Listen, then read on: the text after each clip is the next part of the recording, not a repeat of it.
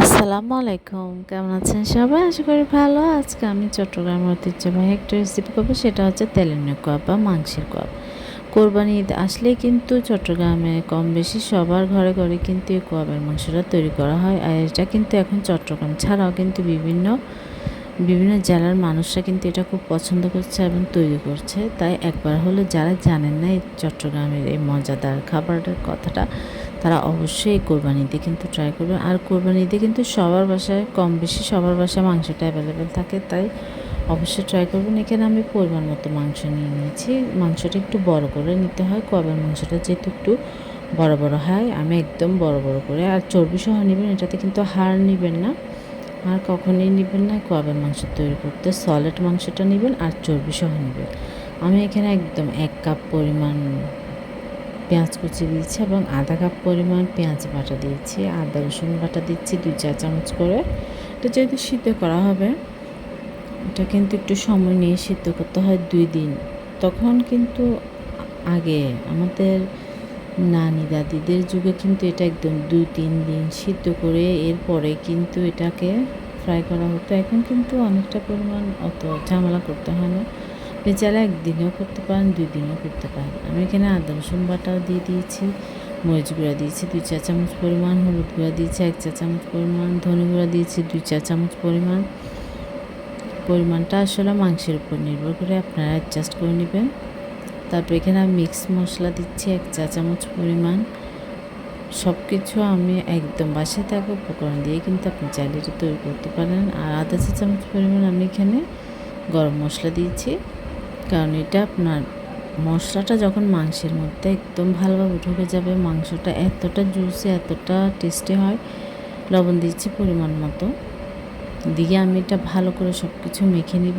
আর এটা মেখে কিন্তু আমি 1 ঘন্টা কি 2 ঘন্টা রেখে দিব। আপনাদের হাতে সময় থাকলে আপনি বেশিও রাখতে পারেন, কিন্তু কমপক্ষে আপনার 1 ঘন্টা রাখবেন মাংসটা ম্যারিনেট করে। তাহলে মাংসের মতো মশলাটা ভালোভাবে ঢুকবে এবং মাংসটা অনেকটা জুসি হবে। তাই একটু সময় নিয়ে করবেন, তাহলে কিন্তু আপনার যে কোনো রেসিপি, আপনার যে কোনো রান্না সময় নিয়ে করলে এই টেস্টটাও কিন্তু ভালো আসে। এটা আমার মাখা হয়ে গেছে, এবার আমি ম্যারিনেট করে এটা রেখে দেবো 2 ঘন্টা কি 2.5 ঘন্টার জন্য। তারপর আমি এটা এরপরে কিন্তু আমি বাকি প্রিপারেশানটা করব। এটা যখন ম্যারিনেটটা হয়ে যাবে, এবার আমি একটা বড় হাঁড়ি নিয়েছি, কারণ এটা যেহেতু পানি দিয়ে সিদ্ধ করতে হবে, অনেকটা সময় ধরে জাল করতে হবে, তাই এটা একটু বড় হাঁড়িতে নেওয়ার চেষ্টা করবেন। আর আমার যেহেতু মাংসের পরিমাণটাও বেশি, এটা যেহেতু কোরবানিতে করা হয়, এটা কিন্তু আপনি অনেকেই কিন্তু এটা মাস ফ্রিজে রেখে আপনি কিন্তু চাইলে 1-2 মাসও আপনারা খেতে পারেন। আর যারা বাইরের দেশে পাঠাতে চান, তারাও কিন্তু চাইলে এটা মাংসের কাবাবটা তৈরি করে খুব অনায়াসে পাঠাতে পারবেন। এটা নষ্ট হওয়ার কোনো সম্ভাবনা নেই। আপনি বাসায় কিন্তু নর্মালভাবে আপনারা 1 সপ্তাহ রাখতে পারেন। এটা কিন্তু তখনকার একটা ট্রেডিশন ছিল। চর্বির মধ্যে কিন্তু রাখলে আপনি 1 সপ্তাহ কি 2 সপ্তাহ মতো ভালো থাকে। জাল করতে হয়। এখানে কথা বলতে বলতে কিন্তু আমি এখানে পানি দিয়ে দিলাম পরিমাণ মতো, কারণ মাংসটা সিদ্ধ হওয়ার জন্য পানির প্রয়োজন। আর এখানে ফ্লেভারের জন্য আমি তেজপাতা দিয়ে দিলাম, কারণ তেজপাতা দিলে খুব সুন্দর একটা ফ্লেভার হয়। তাই এবার আমি ভালো করে নাড়াচাড়া করছি। আমার মাংসটা কিন্তু একদম, আপনারা লাস্টে দেখবেন এত বড় বড় মাংস নেওয়ার পরও কিন্তু মাংসটা সিদ্ধ হওয়ার পর, ফ্রাই হওয়ার পর কতটা ছোট হয়ে যায়। এবার আমি ভালোভাবে সব কিছু মিক্স করে ঢাকনা দিয়ে দিব মাংসটা সিদ্ধ হওয়ার জন্য। আর আপনার যদি পানির পরিমাণটা কম মনে হয়, তাহলে আপনারা পরে কিন্তু গরম পানি অ্যাড করবেন, তাহলে আপনার মাংসটা তাড়াতাড়ি সিদ্ধ হবে এবং মাংসের স্বাদটাও কিন্তু অনেক ভালো আসবে। কাঁচা পানিটা দিবেন না, গরম পানিটা দিলে আপনার সিদ্ধটাও ভালো হবে আর মাংসটাও কিন্তু অনেক টেস্টি হবে।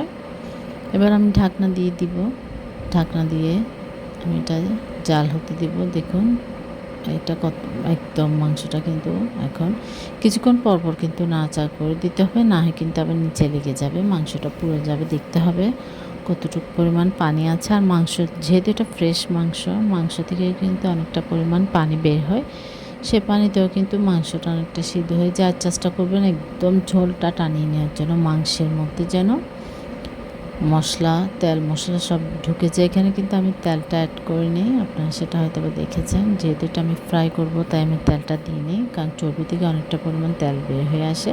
আপনারা দেখতে পেয়েছেন আমার কিন্তু এটা আমি 2 দিন জাল করেছি, যেহেতু আমার হাতে সময় ছিল তাই আমি সাথে সাথে তৈরি করিনি। একদম মশলাটা আমি একদম মাখা করে ফেলেছি। অল্প পরিমাণ মশলা শুধু বাকি ছিল। এবার আমি এটা ফ্রাই করার জন্য নিয়ে নিলাম। চুলায় পরিমাণ মতো তেল দিয়ে, আর এটা যেহেতু একদম রান্না করা মাংস বলতে পারেন, তাই এটা অনেকটা পরিমাণ সময় ধরে আপনাদেরকে এটা ভাজতে হবে না। আর আপনি এটা যদি অনেকটা পরিমাণ সময় ধরে ভাজতে যান তাহলে কিন্তু এটা বেশি হার্ড হয়ে যাবে, ভেতরেও সফট থাকবে না, উপরেও বেশি সফট থাকবে না, একদম হার্ড হয়ে যাবে। তাই আপনি এটা যেহেতু রান্না করা মাংস, সাথে সাথে একদম চুলা আঁচটা মিডিয়াম টু হাইয়ে রেখে কিন্তু আপনি ভেজে আপনার পছন্দ মতো কালার করে লাল লাল করে ভেজে নিয়ে নেবেন। তাহলে দেখবেন আপনার মাংসটা একদম টেন্ডার জুসি সফট থাকবে।